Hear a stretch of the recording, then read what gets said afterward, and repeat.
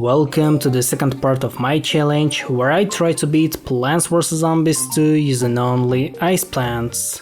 In this part, we will beat another 4 worlds of our team adventure with our favorite ice friends. So, if you haven't watched the first part of the series, I highly recommend you do it. Without further ado, let's continue our icy challenge. Boys, I guess it's time to check our maps, because we are ready to search for the mysterious gold of the hidden lost city. It is the 5th world of our team adventure, and yet another hope to find Dave's Taco. Today we will receive lots of suns and great emotions. So let's go and discover the Temple of Bloom. Wow, welcome to the jungle. Lost city, this is it, Penny. We have found it. Where else would I found my lost taco except in a lost city? Your continued fixation defines all the logic or reason, user Dave. Today is going to be a great time adventure because we will have lots of sun without planting any sunflowers. That's how we began the first day of the lost city, where I had a chance to receive additional sun by planting my ice boys on sun tiles. In my opinion, Iceberg is the best ice plant for that case, because it's free and it can freeze the upcoming zombie. We had so much additional sun that we were able to purchase a few winter melons and a single mistletoe. Guys, it's already my favorite world of this team adventure. On day 2, I received some red stingers, a few of which I decided to dig out to get even more additional sun, as they were pre-planted in a bad place. This level contained new zombies, some of which like to fall from the sky. This time I also had so much available sun, so I could surround the remaining red stinger with snow peas. That red little dude is mine forever. Day 3 was the first conveyor belt level of the Lost City, where we had to play with some local plants. This level was a nice break from the regular days, where we played with only ice plants. Oh, did you know that the snow pea exists in the real life? Here is what it looks like. Day 4 was the first appearance of the excavator zombie. He didn't cause us much trouble because we were prepared for his attack. The rest of the level was similar to day 2, with the only difference being a larger amount of zombie in waves. On day 5 I had even more fun than on the previous day, because it was yet another conveyor belt level. It contained lots of shovels and only a few Johnny the Walnuts. I didn't prepare any interesting facts for that level, so wait for the next one. Day 6 made me plant iceberg ledges in an interesting symbol. It looks like an arrow, but I won't skip the level because it was a good one. This time you have a rare chance to witness a combination of multiple ice plants on a single level. Don't waste your chance and leave a comment below about an epic moment.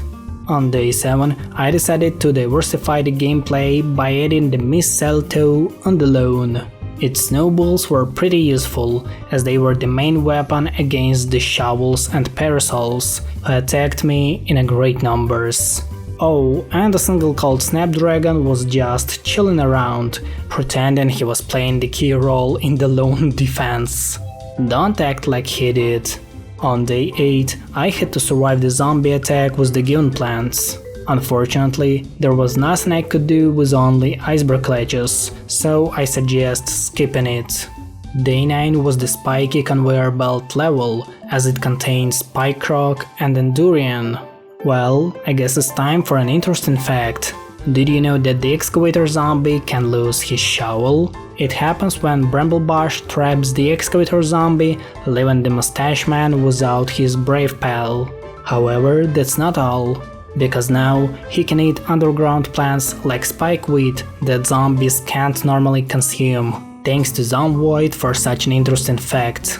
On day 10 I planted a cross out of iceberg ledges, and it gave me lots of additional sun. Besides that, it was the usual level, with the only difference being a gigantic number of snow peas on my lawn. I swear, I couldn't imagine I would be able to plant so many snow friends without any sunflowers on a single level. And that's another reason to love the Lost City.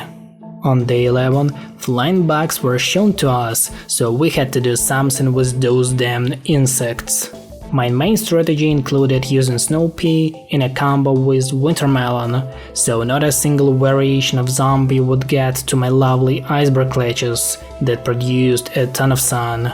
Don't you still believe in the iceberg clutches supremacy? Because I do. The rest of the level was quite simple, as flying zombies weren't so dangerous. All you have to do is freeze a giant insect. That's all. Day 12 was the first level, which included a big boy gargantuar, and this time the main goal was to produce 5000 suns without any sunflowers. It may sound crazy in any other world, but not in the Lost City, because we have the sun tiles.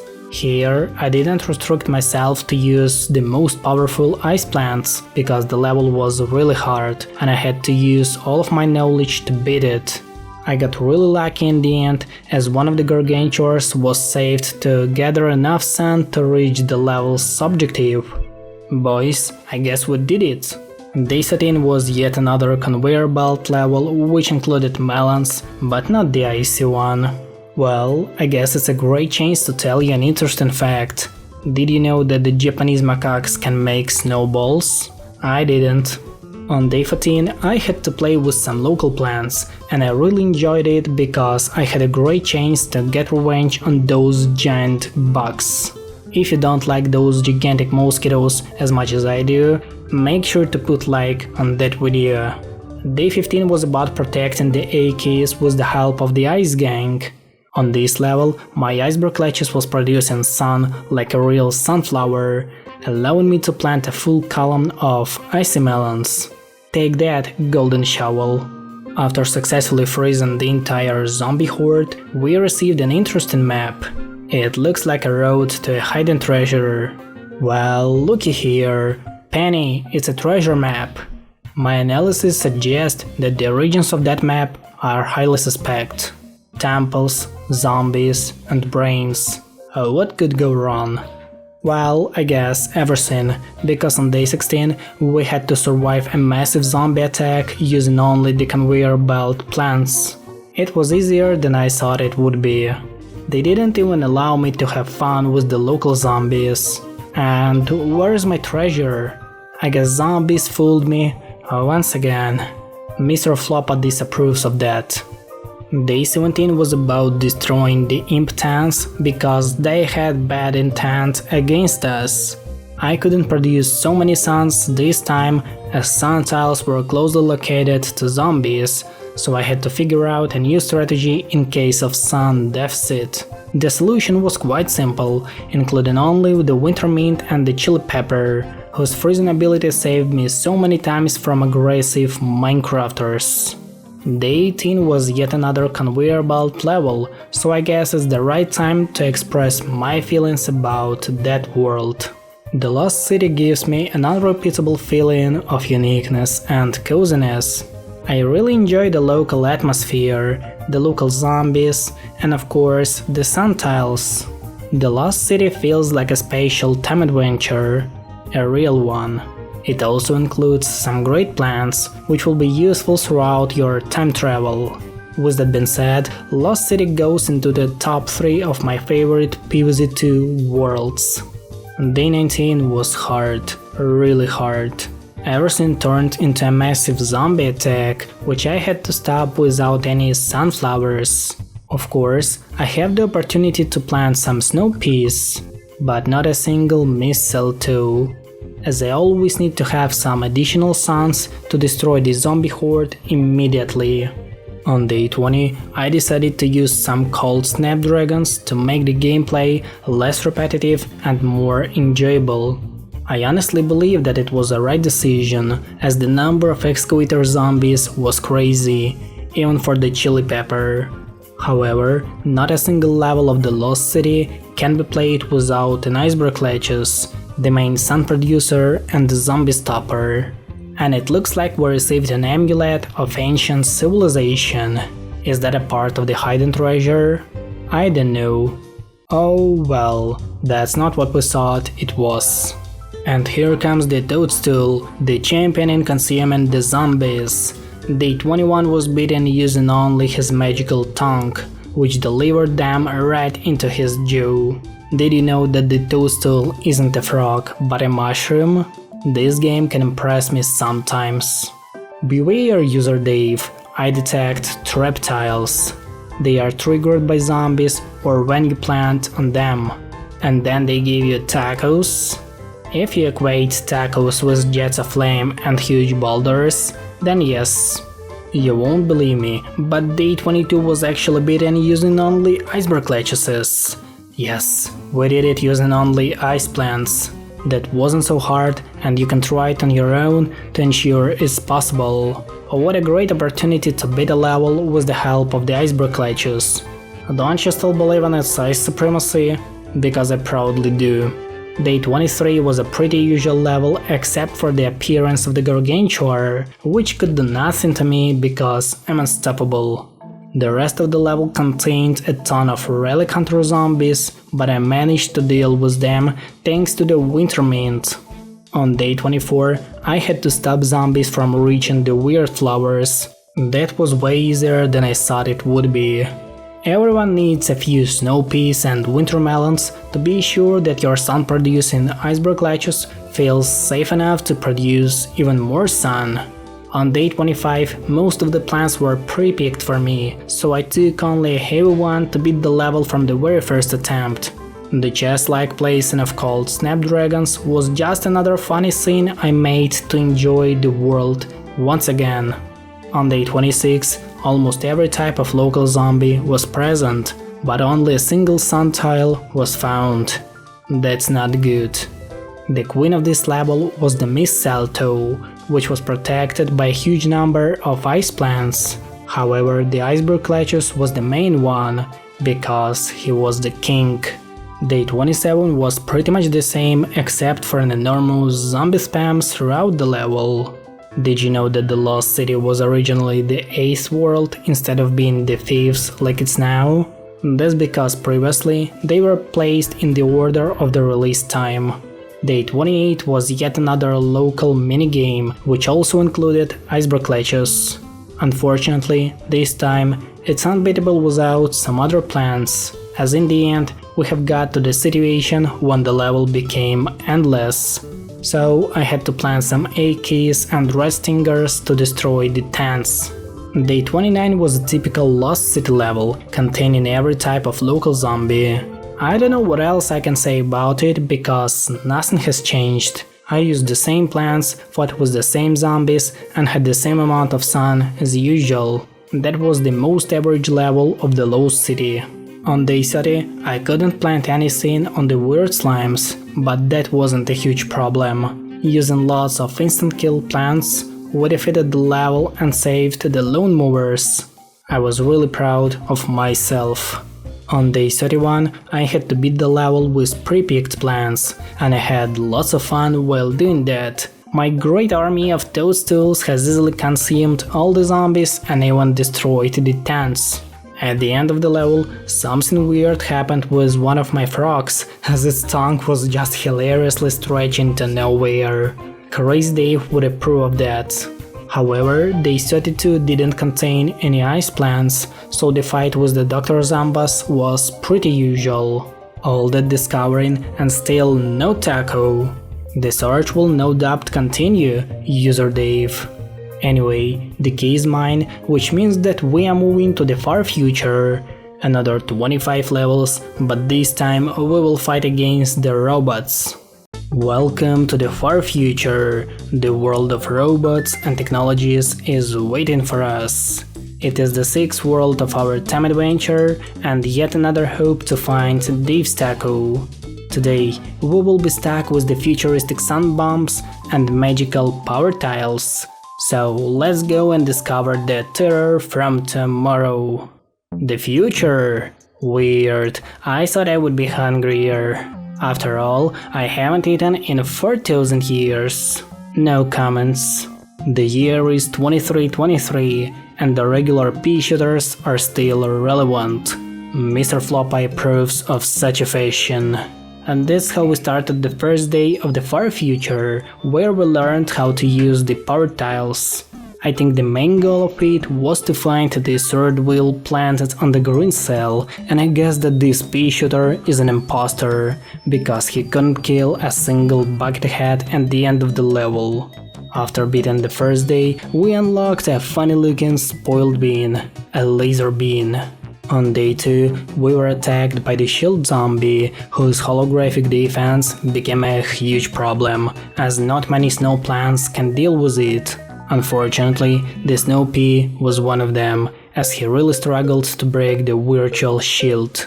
However, I found out that the bank setter could break it, so it was once again the main savior of our icy time adventure.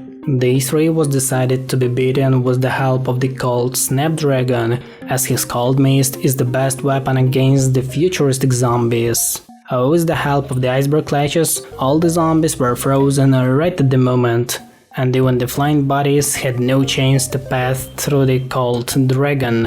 You know how sometimes suns are bombs? This is one of these times. On day 4, we had to survive the zombie attack with the falling sun bombs, which could be either a weapon or an option to buy some new plants. I decided to use them as currency to buy some cute looking mistletoes.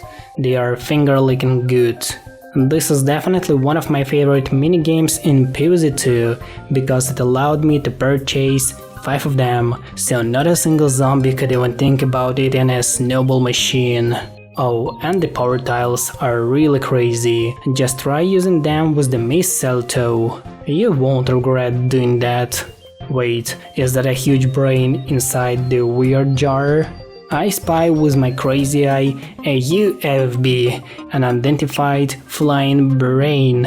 Something more formidable than a brain lies within. Yes, Penny, you are right, because that's a terror from tomorrow. Day 5 was the first introduction of the Robocon zombie, an enemy that is 2 times heavier than the average buckethead zombie. That is strong enough. However, my favorite weapon in the face of the plant food was able to deal with a piece of scrap metal. Did I tell you that I love power tiles? Because I really do. You can pick your friends, but you can't these plants. But some of my best friends are plants? Mine as well, Crazy Dave.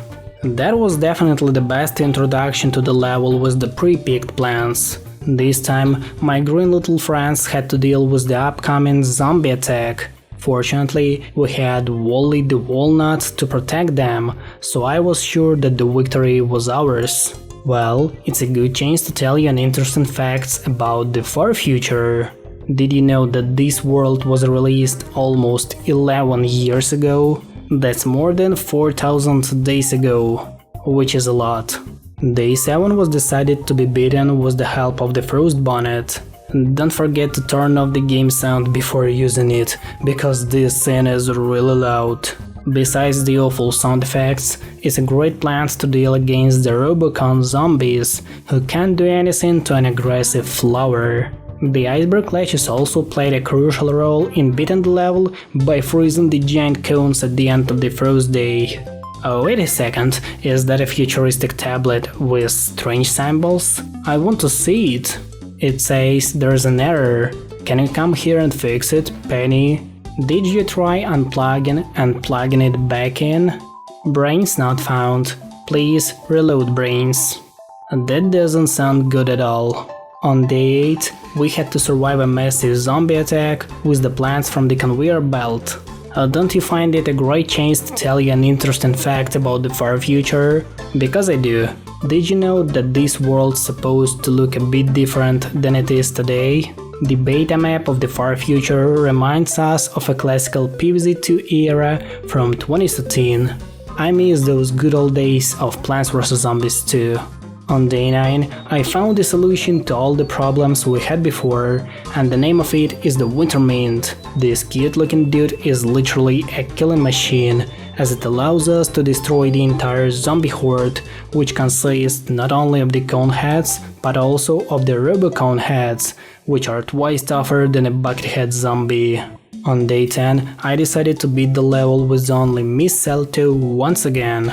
I don't like futuristic zombies because they need more snowball shots to be destroyed. While the Discatron 3000 requires only 2 shots, the Robocon zombie requires a horrible 3 launches of the Mistletoe snowballs. That's too much for me. I like to save some sun for a rainy day. It can get you out of a pickle or into an impeach.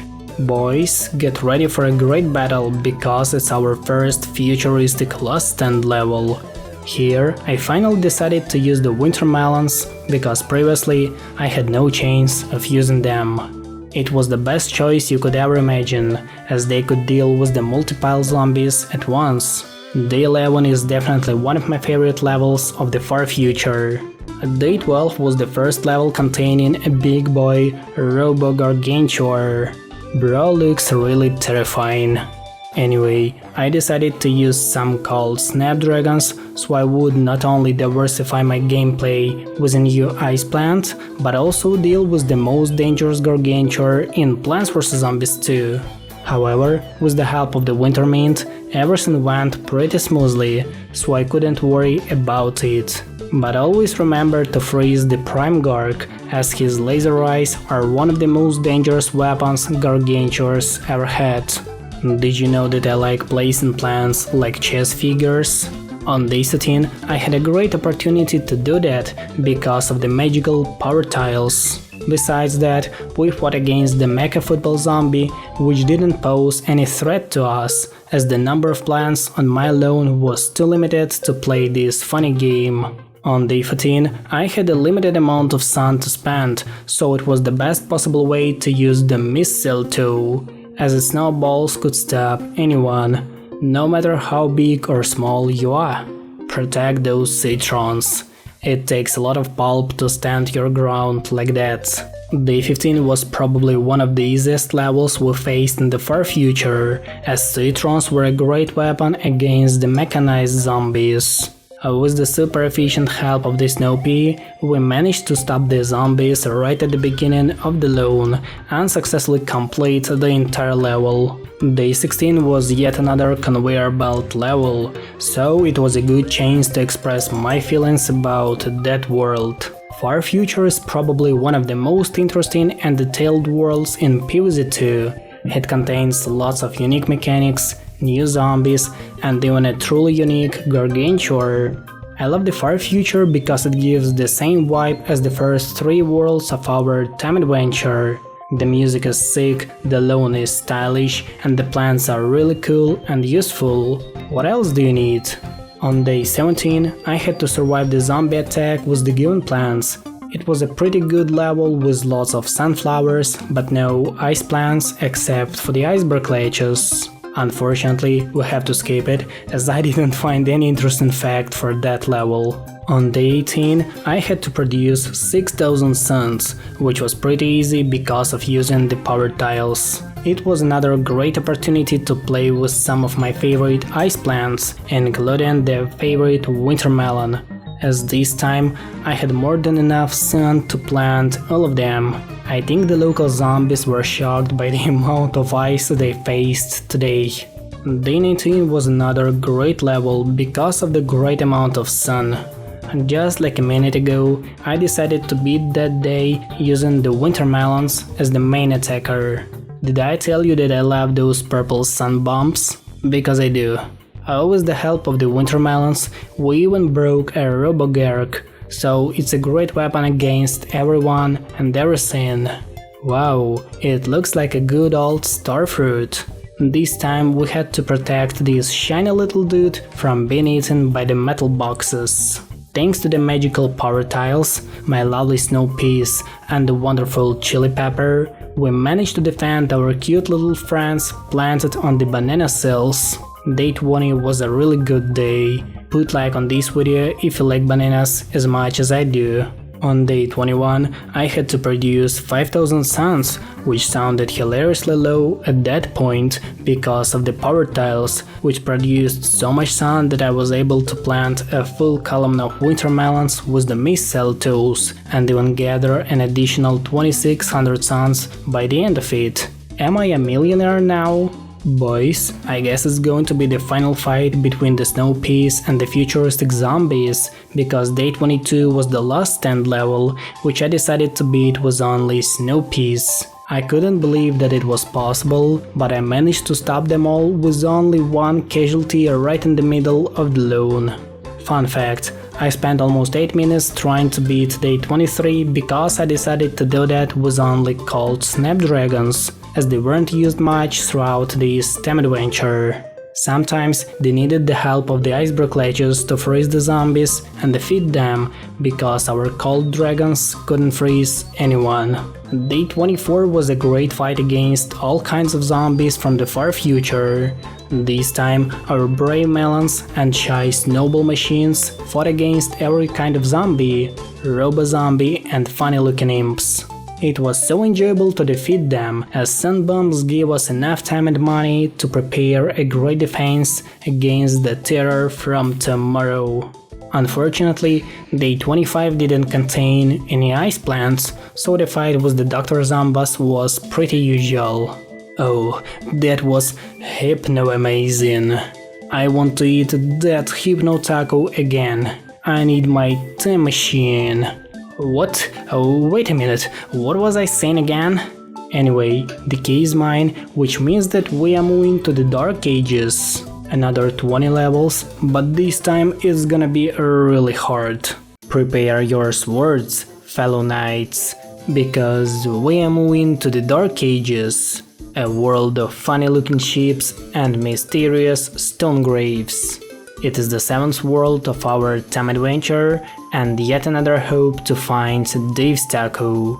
Today, we won't receive any sun from the sky, so we have to find a solution to such a problem. Without further ado, let's go and deal with the medieval zombies. What air? Who dimmed the lights? No one, user Dave. We have simply arrived in the Dark Ages. Sounds gloomy to me.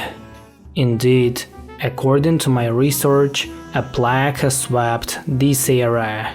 Also, the sun no longer falls from the sky. What? We need someone to brighten this place up. That's right, Crazy Dave, because the Dark Ages is a really dark place. It's honestly impossible to beat that world without any additional sun producers, since the Iceberg ledges still hasn't learned how to generate an icy sun. That's why on day 1 I decided to plant a single sun shroom to generate 100 suns that were spent on Boingseta, which is able to break a delicious cobblestone. It allowed me to buy some snow peas to stop the very first zombies of the dark past. The rest of the level was spent on planting additional snow peas to stop the huge horde of coneheads at the end of the level. However, day 2 wasn't possible with only one sun shroom, as I couldn't deal simultaneously with so many zombies, so that's why I had to plant another one. This time everything went smoothly, but lots of bucketheads on the second level made me a bit nervous, as I couldn't imagine what we would see later. On day 3 I understood how bad everything was, because even 2 sun shrooms didn't allow me to stop the zombie horde, and necromancy made everything even worse. That's why I decided to test not 3 but 5 sun shrooms at a time, because I was really angry. Thanks to such a reliable strategy, we managed to beat the level with 3 columns of snow peas. Just don't be angry with me because of that. Data suggests the Dark Ages were a time of intellectual decline and moral confusion. That's right, Penny. It happened because the Western Roman Empire had fallen under the barbarian pressure. It's called the Dark Ages to compare it to the light times of the classical ancient world, where science was developing and humans had a reliable source of moral values. It gave us mathematics, ancient Greek philosophy, and lots of important things that we still use today. So you heard a small explanation of what the Dark Ages is, because no one will explain it to you except me. By the way, these facts were dedicated to day 4, as it didn't contain any ice plants, so I used my chains to tell you something interesting. I hope you enjoyed it. So here comes day 5, which is the first level containing the Jester Zombie. This was the last time I used 5 shrooms at a time, because I was scared of funny moving clown. And the funniest thing for me was the way of dealing with such a zombie, as I managed to destroy it using only a snow pea, whose frozen peas are usually shot back, but not when it shoots a piece of ice. Chili pepper is also a good alternative to that option, but it's pretty expensive for me, requiring an additional 100 cents. On day 6, we had to prepare a good defense line, because it was the last stand level, the first one in the Dark Ages. It was a good chance to play with some expensive snow plants, and I decided that the mistletoe would be the best option for destroying the local zombies, as enemies like Jester are immune to the frozen melons, but can stand a good snowball throw. The poinsettias were also pretty useful, as they allowed me to break delicious cobblestones and stop the zombie horde from reaching my lawnmowers. It was a really good last stand level. On day 7, I planted only 3 sun shrooms, which I found to be the perfect number to replace the suns that fall from the sky. I was once again impressed by the freezing ability of the snow pea, which stopped all the zombies from reaching the end of the lawn. Even the gravestones couldn't stop them from taking down poor zombies. The helmets of the night zombies were also a bad defense against the freezing machine. On day 8, I had to survive the zombie attack with the given plants, which is a good chance to tell you an interesting facts about this world. Did you know that the Dark Ages was supposed to have a different map? In files of the classical PVZ 2, some players found an unfinished map of the Dark Ages, which was different from that of the 4 previous worlds, reminding us of a modern world map in Plants vs Zombies 2. However, it included 30 levels, while the modern Dark Ages has only 20 levels, the lowest of all worlds in the game. I wish we could play the original Dark Ages. Day 9 involved dealing with boosted medieval zombies, which was also a good opportunity to try a cult Snapdragon in a new reality. Fortunately, those zombies didn't pose any threat to us, as all of their advantages were offset by the freezing ability of ice plants. I spent almost 10 minutes beating the level, so I could even plant a few mistletoes to finish the zombie attack a bit faster. Meanwhile, a few Iceberg lettuces controlled the whole situation on the lawn to ensure everyone worked at 100%. Bro thinks he is the main character of the game. Anyway, after successfully finishing the level, we received a scroll. Let's open it. User Dave, we have encountered a scroll. I love side-scrollers, they are my second favorite kind of game. This is not a game, it's a piece of parchment bearing a message. We'll get a look at that, it's a Dark Ages email. Neato. By decree of Lord Zombos. Please leave soft brain on scene stop. Day 10 was yet another conveyor belt level and a great battle against the medieval zombies. We had a nice opportunity to play with mushrooms, potatoes and Johnny the Walnut. I think it's a good opportunity to express my feelings about that world. The Dark Ages always gives me a mixed feelings. On the one side, we have a world with unique mechanics and good plans, but on the other hand, we see an unfinished world that lacks deeper development and truly unique mushrooms that weren't used in the first part of the game. The Dark Ages isn't a bad world, but definitely not a good one. 5 out of 10, if you ask me. On day 11, we had to fight with one of the most dangerous zombies in the game, the wizard zombie. This weird looking old man can turn everyone into a sheep, so be aware of such a charlatan. Despite this horrible appearance, it was a pretty usual level of the Dark Ages. A typical one, I guess. On day 12, we had to protect those cute looking mushrooms from being eaten by zombies or simply disappearing, just like I did after graduating from school and university. With the help of the Snow Pea and Boingsetta, everything was possible. Even old man Jenkins could do nothing to a frozen lawn. That was a simple guide to how this world should be beaten. After dealing with such a cool level, we received an Excalibur, a legendary sword in the Great Britain's mythology. Why would anyone go and stick a nice sword into a dirty rock? I understand it to be a test, user Dave. Only someone with great physical strength and strength of character may. I bet someone with a jackhammer could remove it. A crazy someone. An inelegant but no doubt effective solution to the test, user Dave. Day 13 was yet another conveyor belt level, but this time we had to play with a peanut. Did you know that it takes around 540 peanuts to make a jar of a peanut butter? Another fact is that I'm also a big fan of such a delicious product. Put like on this video if you like peanut butter as much as I do. On day 14, I had to produce 5000 suns without any sunflowers. Sounds a bit crazy, but not for me, as I have my good old friend Sunbean. He allowed me to get lots of additional suns. For example, I got 600 suns out of a night zombie with a full HP bar, which is really a lot.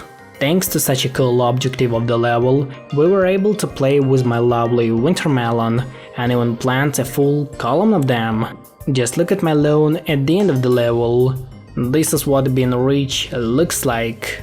Day 15 was my favorite last stand level, which I decided to beat with only snow peas to make it as hard as possible. Everything went so smoothly that by the end of the level, all of my snow peas were turned into sheep, allowing me to chill for a few minutes and enjoy my new horde of grazers.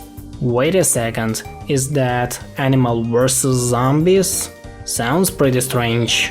Day 16 was one of the hardest levels we faced in the Dark Ages, because we had to fight against the King Zombie without any efficient plans to counter him. It led to an enormous amount of night zombies on the lawn, when none of my snow peas could deal with non-stop attack of helmets and wizards.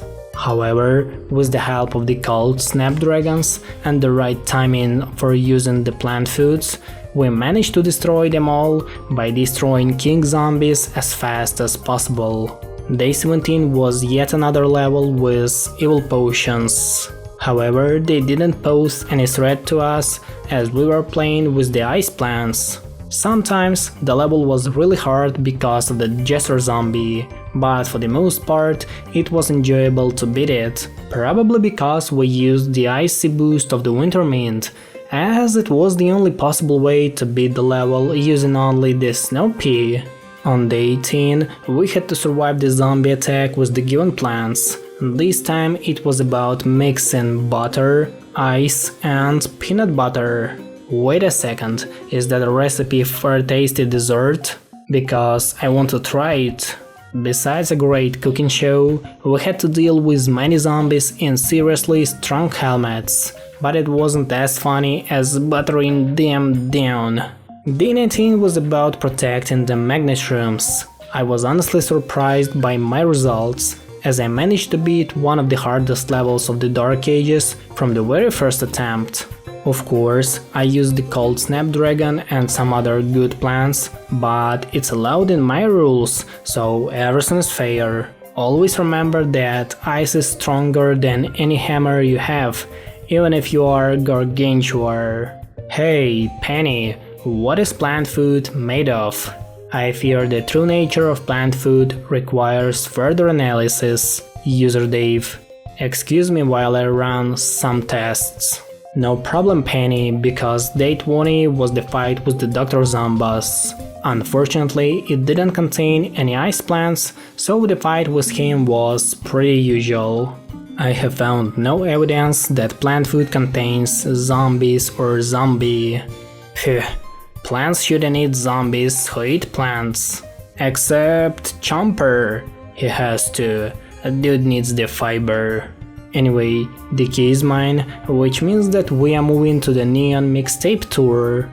Another 32 levels, but this time with lots of cool and atmospheric music.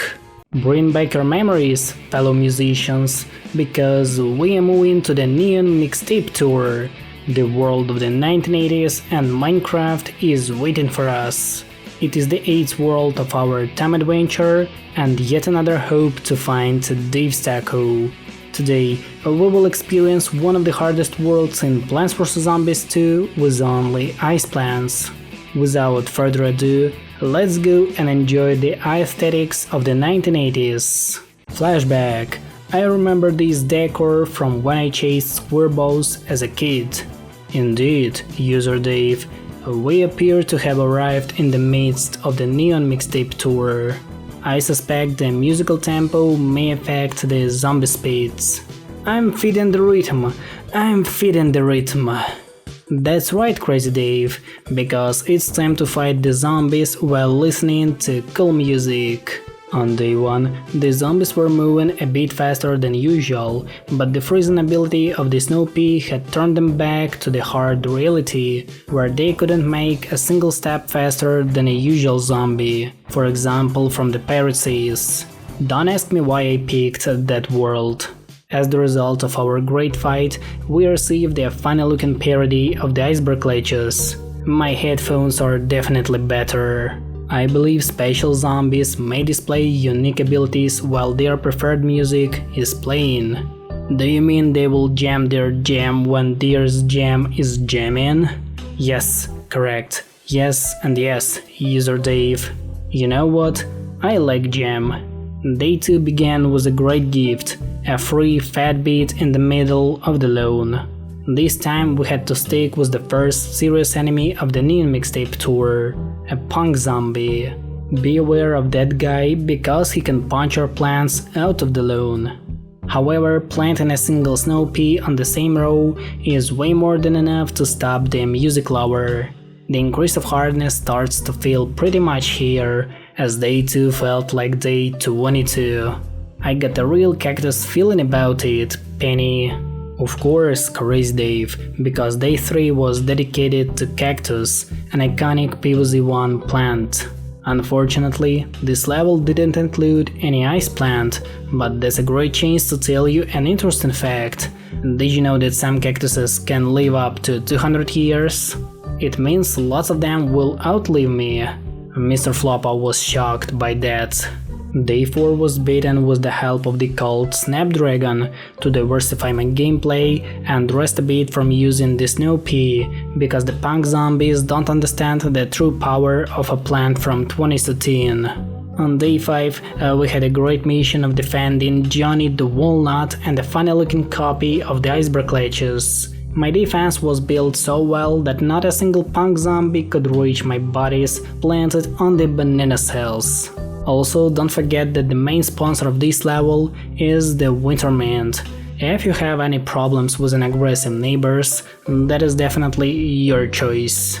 Day 6 was yet another conveyor belt level and another chance to tell you an interesting facts about everything.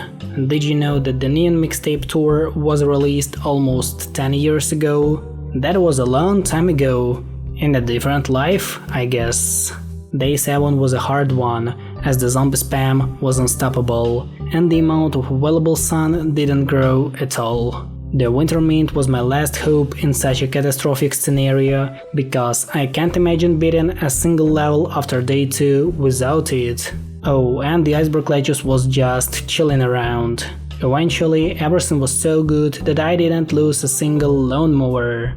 That is what a West success looks like. It looks like this world is only getting crazier and crazier, because day 8 began with a good punch of punk rock. This time we had to deal with 3 waves of zombies, but fortunately luck was on my side and I managed to stop them all using only ice plants. Also, the glitter zombie isn't a huge problem for me, as she isn't immune to the freezing ability of the snow pea. On day 9 we had to survive the zombie attack with the given plants. Unfortunately, it contained only iceberg ledges, and I didn't prepare any interesting facts for that level, so let's just skip it. Day 10 was a classical conveyor belt level, so it's a good chance to share my feelings and opinions about that world. For me, the Neon Mixtape Tour is one of the best worlds in Plants vs Zombies 2. The music, the atmosphere, and truly unique zombies makes this world almost perfect, but the local plants are trash. Except for the time warp. He's a good guy. No, it's not a joke. Day 11 was spent playing with the pre-picked plants. We did it once again. On day 12 we faced a tough guy, a hair metal gargantuar. He's one of the scariest bullies in PVZ 2, but not in the case of the ice plants. Remember, don't give him a single chance to make a step further on your own, otherwise he will kick your plants out with the metal wave. Be aware of such a damn giant.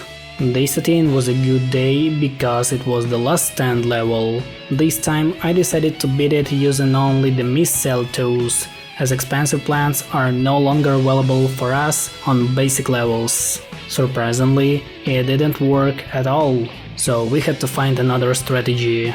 On my second attempt, I decided to use the winter melon, which was the right decision. We managed to stop not only the enormous amount of zombies, but also to save all the lawn mowers. On day 14 we had to play with cactuses, so let me tell you an interesting fact about them. Did you know some cactuses can weigh up to 2000 kilograms or 5000 pounds? To put it into perspective, it's pretty similar to the weight of a fully grown male hippo. Even Flopa isn't as big as cactus. On day 15 we had to protect the purple version of the iceberg ledges. At first I thought it would be a great idea to use the mistletoe, but it was again a bad idea. That's why I came back to using snow pea, as it is the perfect synonym for the high quality products. It is finger licking good. However, without the help of the Boeing Zeta at the end of the level, we would probably have failed it. Thank you so much, mysterious cabbage. Somebody passed me a note in a homeroom, Penny. It says to meet behind the bike racks at lunchtime for a wonderful surprise. I believe some skepticism about this note is in order, user Dave. I'm scared, Penny. It's 2 minutes to midnight. Be brave, user Dave. We will jill this ditty on rock and roll. Well, day 16 was a good chance to organize a good music party. However, none of the ice plants came to it, so we had to butter the zombies with the help of the kernel pult. I don't want to lie and say that it was easy, because it wasn't.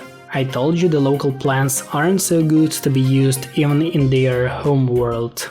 Day 17 was the day of the pop music, so we faced new zombies, defeated the old ones, and just enjoyed the second part of the Neon Mixtape Tour. Remember, nothing is better than a column of snow peas defending you alone because they are cheap and fancy. On day 18 we had to deal with the rapper zombie, but just a few cold snapdragons were enough to stop the microphone dudes. I told you that ice is stronger than any kind of music because we can simply freeze everything down. Day 19 was yet another conveyor belt level, so that's a good chance to tell you an interesting fact about blueberry. Did you know that a single blueberry bush can produce as many as 6,000 blueberries per year? I guess that's way more than enough to cook lots of delicious jam. Nothing special happened on day 20, as it was the regular level of the Neon Mixtape Tour. However, after finishing the level, we received a microphone. Karaoke time. At last, my tangerine dreams will come true. That's a good chance to record their greatest hits. like voice in that video. On day 21, we had to stop the zombies from reaching some weird looking flowers, and the only guy who could do that was the cult Snapdragon. Bro literally one-shot a giant music lover. Day 22 was the best conveyor belt level of all time because it included Minecraft and lots of Minecraft zombies. That level had a special atmosphere, an interesting mushroom, and many nerds. Pixel zombies are probably my favorite type of enemies in Plants vs Zombies 2 because they look as cool as cucumber. Day 23 included even more arcade machines. This time pixelated zombies were destroyed with the help of the Snow Pea, which you can also find drawn on the arcade machine. I thought the new Mixtape tour would be way harder than it is. Day 24 was yet another great conveyor belt level, which included all kinds of zombies we saw previously. It wasn't the easiest task to beat it with only snow peas, but with the help of the winter mint, we managed to survive 3 waves of zombies attacks and even stop the local Gork. Eventually, we left without a single snow pea, but with all the lawn mowers. Day 25 was dedicated to Chef Iceberg, who controlled the lawn for an additional 4 minutes to ensure that everything was fine and everyone was working hard. Bro thinks he controls the situation on the lawn without paying his bills. Bill Collector isn't happy about the Iceberg. On day 26, we had to protect some weird looking mushrooms, but thanks to the help of the punk zombie, they were placed in a safe place, from which my cold snapdragons could easily protect them. Don't ask me how these shrooms appeared on the lawn. I didn't grow them. You can see that the level was really hard by the amount of plants I had at the back of the lawn, because most of my suns were spent on chili peppers. Day 27 was once again a conveyor belt level. There are too many of them in the Neon Mixtape tour. Anyway, at least I enjoyed beating it, because it included some cool mushrooms and my good old friend with a great smell, Mr. Garlic. Day 28 included lots of boombox zombies, which didn't annoy me at all. They were just chilling and listening to some good music. On day 29, I decided to use a heavy boy ice shroom. This sharp guy not only boosts other ice plants, but also deals pretty well with tough zombies. Even Gargantua couldn't stand such a cold shroom. That's how cool it is.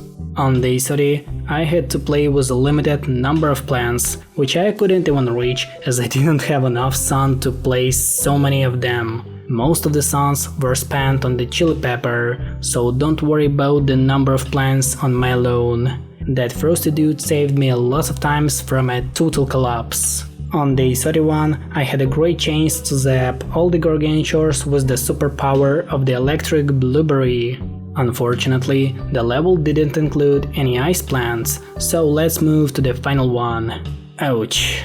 Day 32 was the great fight with the Dr. Zomboss. Unfortunately, it didn't contain any ice plants, so the battle with him was pretty usual. Yarps, that was close, with so many exciting timing and rhythm changes. I fear we only hit pause on Dr. Zomboss's heinous deal. Anyway, the key is mine, which means that we are moving to the Jurassic Marsh. Another 32 levels, but this time with lots of stupid dinosaurs.